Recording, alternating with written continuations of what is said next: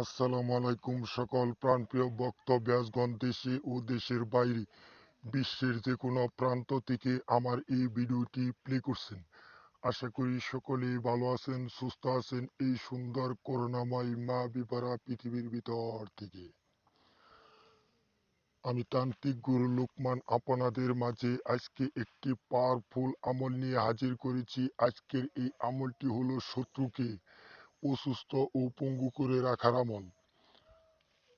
আপনাদেরকে যদি কোনো শত্রুমি করে থাকে, যে কোনো মানুষকে অসুস্থ করে রাখতে পারবেন 24 ঘন্টার ভিতরে সেই মানুষটি অসুস্থ হয়ে যাবে।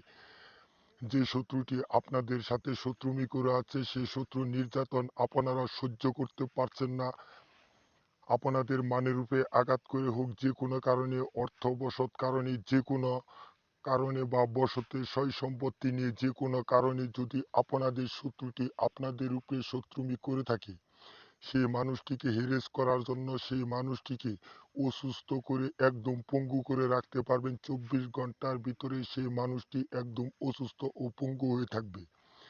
সে আর আপনাদেরকে কোনো প্রকার জবান দ্বারাই ক্ষতি করতে পারবে না, কোনো দ্বারাই আপনার হেঁটে গিয়ে ক্ষতি করতে পারবে না। সে একদম পঙ্গু হয়ে যাবে, সে একদম অসুস্থ হয়ে বিছানায় পড়ে থাকবে।